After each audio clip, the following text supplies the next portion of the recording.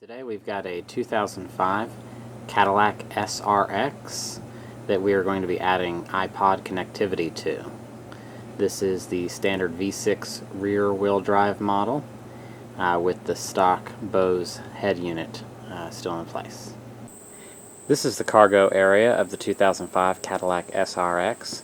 The XM module should be in the right hand side of the cargo area.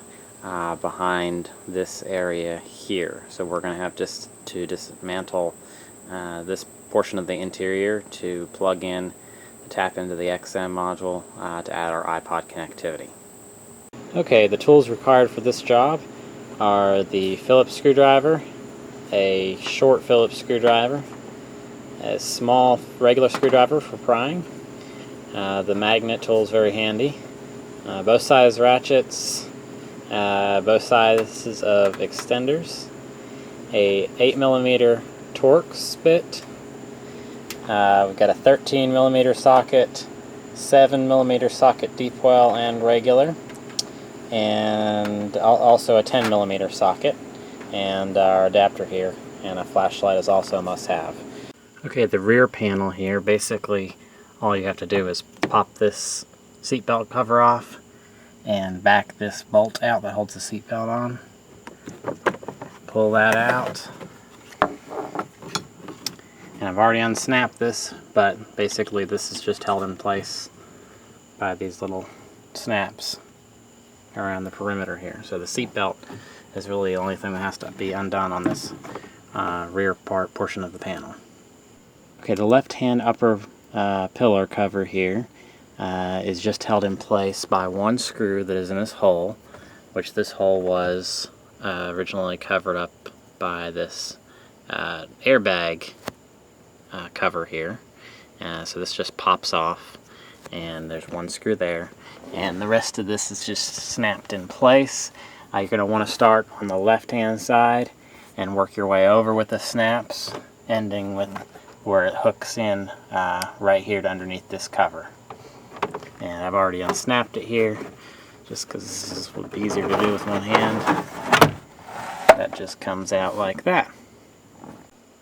Okay, for this bin, basically, once you remove inside of the bin, there will be a rubber liner, and when you remove that, what you're going to find is two 8mm nuts in each side of the bin. So you can remove that using a 8mm deep well with an extension. Makes it easier. And then also there are two Phillips screws along the top edge, one right here and one right here. Very hard to get to because of their location in terms of fitting a screwdriver there, but a little short screwdriver like that makes it pretty easy.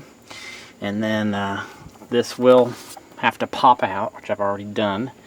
And then once you do that, basically just pull it out. Okay, we are now ready to remove this final large panel to gain access to the XM module in the rear of the car here.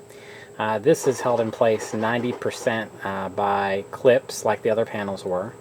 There's a couple things you do have to remove to get the panel off. One is there'll be this little plastic black cover here that just simply pops out, and that lets the panel move away from this hook freely. And the other thing that's possibly the hardest part I've encountered so far in removing the interior is there is one 7mm bolt, and it is right here. Let me see if I can get something to point out where it was. I've already removed it.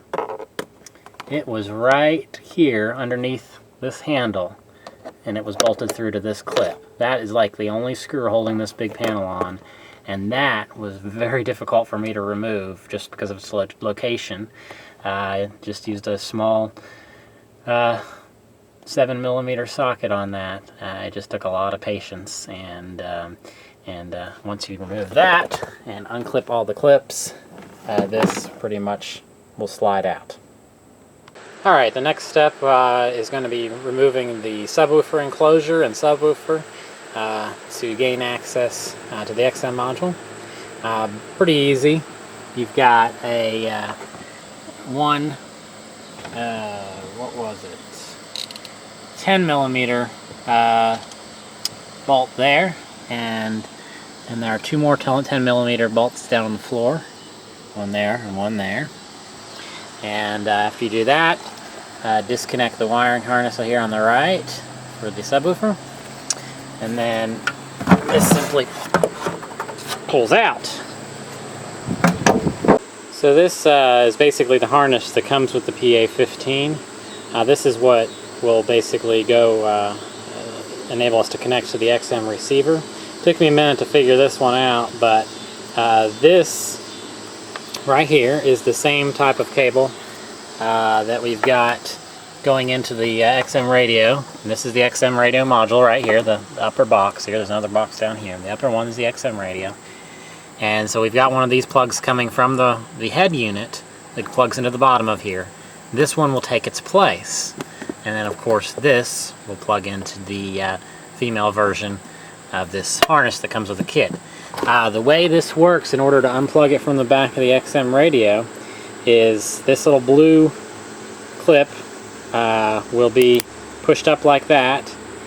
It pulls out like that, and then you press on this little release here and pull it down. So that was a little bit tricky up where that's located, but that's how that disconnects. And so this now is simply going to plug into the bottom of this.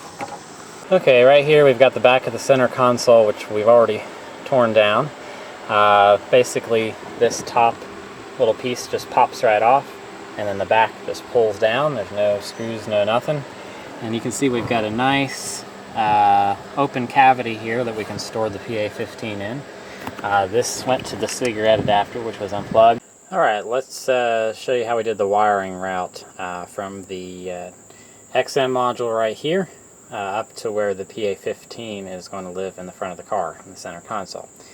You can see we're all attached here, and got a little bit of excess wire. We'll make that pretty later.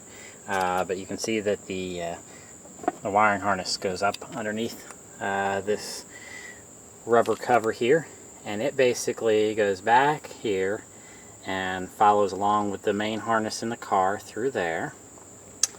And from there, you can see it back in that little hole. It follows down underneath the carpet, and there it is again, under where the door sill was. I've popped that off. It just pops off, and then I just popped off the bottom of this plate here, as well as pried up some of this plate here. And so the wire is traveling through there, and thankfully for us there is a seam in the carpet underneath the seat, and that's where the wire goes next. And if we can get up under here, under the seat, the wire goes, routed it through the door sill, through this seam, tucked it up under there, and you can see there's another wiring harness of some sort, that white thing there you see. It goes up that seam, and it will then go, the seam goes up underneath the center console here. And it's worth noting that the center console has two bolts on either side underneath a cover, like this. Pop that off, take off the, I believe they're 10mm bolts. And what this allows you to do is allows you to pick up on the center console and get several inches of wiggle room to work your wire through the center console to right here where the PA15 is going to live inside the center console. You can see where it comes out, and we can just store the cable in there when not in use. And when you are using it, this actually even latch. There's some wiggle room in there and plenty of extra cable to plug in the iPod.